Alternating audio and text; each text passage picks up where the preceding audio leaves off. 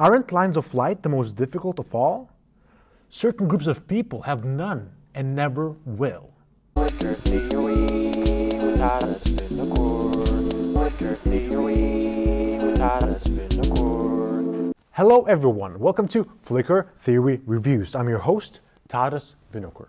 Today, I'm shooting this video in London because I actually just moved here. So if you ever find yourself in the area, please do hit me up. Also, for better or worse, from now on, there will be more classrooms and more whiteboards in my videos. For some time at least, I'm taking this channel back to the classroom. Anyway, today I'm discussing yet another chapter of Deleuze and Guattari's 1,000 Plateaus, which is called Three Novellas, or What Happened. This chapter is fantastic in its capacity to unpack the ethics of human organization. People, by virtue of their intentions, reasons, decisions, create certain narrative storylines, which at least some of them can be traced and analyzed. By analyzing these lines of action and embracing the more enjoyable, productive productions of lines, we may create something new and original. As Deleuze and Guattari say, we are made of lines, lifelines, lines of luck and misfortune. By the same token, only when we perceive subjectivity as the production of lines can we create something really new. After all, Deleuze and Guattari really don't want us to get bogged down in binary distribution of subjectivity. They want us to create something really new. In this chapter, Deleuze and Guattari discuss lines of subjectivity by paying homage to literary theory. Here they discuss three novellas: In the Cage by Henry James, The Crack Up by Scott Fitzgerald, and The Story of the Abyss and the Spyglass by Plateaus. Essentially, in this chapter, lines stand for the lives of either the authors or characters or simply us, people. By discussing these three novellas, Deleuze and Guattari draw a distinction between a tale and a novella. A novella, for Deleuze and Guattari, is defined by the question, what happened? That is to say, they try to show that novella shows living lines, active lines, about which the novella then brings a special kind of revelation. What happened? What happened? So, for example, when reading a novella, we are placed in the world that we have to reconstruct, solve, or master. At the same time, however, novella presents us with something that already has happened. It is cast in the past. In a word, novella answers the following question: what happened? What happened? What happened? This is different from a tale, which is, according to Deleuze and Guattari, focused on the question of what will happen. The tale forces the reader to ask what is going to happen. What is going to happen? For Deleuze and Guattari, novellas and tales are opposites of each other. Whereas a tale is concentrated on the way events unfold or develop, a novella is more focused on the way events envelop or fold. Novella doesn't just recall the past, it says that something bizarre has happened which needs to be solved. Something happens and the bodies in the story take up certain postures with regard to the event that happened. Conversely, a tale brings about the answer to a totally different question, namely, what will happen? The discussion of differences between novellas and tales allows D&G to articulate one of the main theses of this chapter, namely that there are three modes of segmentarity. In other words, there are three modes of subjectivity segmentation in a literary work. There's the rigid segmentarity, supple or molecular segmentarity, and finally there is an abstract line or the line of flight. These three modes of segmentation are also discussed in the chapter called Micropolitics and Segmentation, so make sure to check out that review that I did as well. Check out the review. As to the three modes of segmentation, I will first quote Deleuze and Guattari themselves. On the first molar line, there are many words and conversations, questions and answers, interminable explanations, precisions. The second molecular line is made of silences, allusions, and hasty innuendos, inviting interpretation. But if the third line of light flashes, if the line of light is like a train in motion, it is because one jumps linearly on it.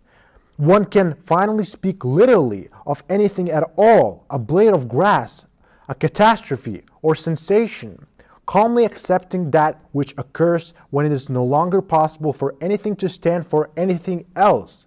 The three lines, however, continually intermingle. So let's start with the molar line. The molar line articulates the major, very precise and unequivocal components of our lives. For example, who are we, where we work, what hobbies do we have, how we think, and the rest of them. The molar line articulates the clearly demarcated parts of our lives, or the lives of the literary character, or the author. The molar line speaks of exclusive disjunctions, i.e., the person is who he is because of either this or that. Then we have the molecular segmentarity, which is always intertwined with the molar or rigid line. Molecular segmentarity is more loose, it is more supple, more flexible perhaps.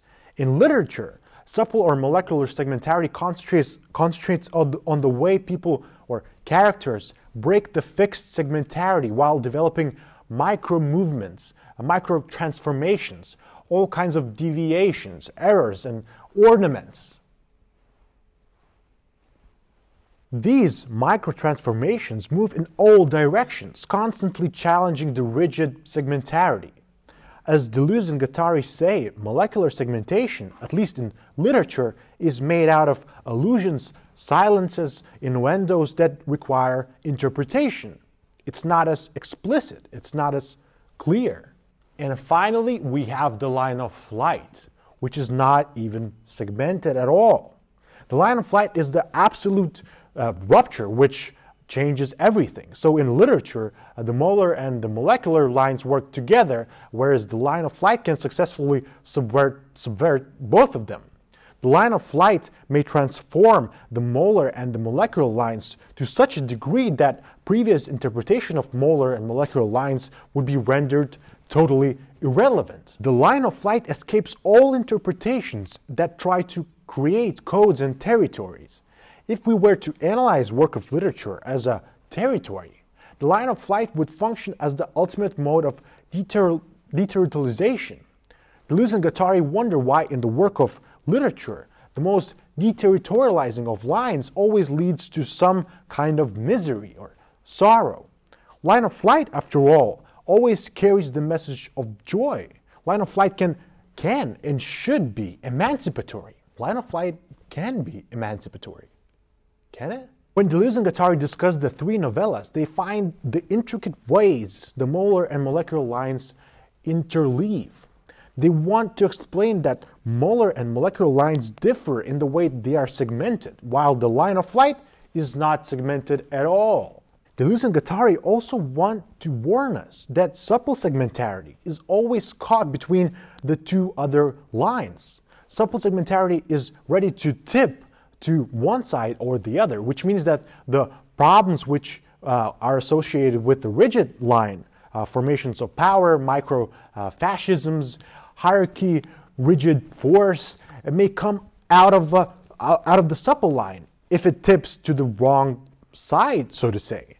That's the ambiguity of the supple line. Also, by perceiving the world as though it was made up out of lines, even though we may indeed create something really new, as Deleuze and Guattari say, we risk creating something very dangerous and caustic. Instead of perpetuating the creation of lines, we may assassinate them. We may create suicide machines, Deleuze and Guattari say. Therefore, we have to learn how to discover all the dangers associated with these three kinds of lines. With this in mind, we may just be better at inventing our own lines of flight, by drawing them in our lives, by harnessing the message of joy that is related to them. This way we can be truly creative. We can finally create something really, really new. Thank you for watching. See you next time.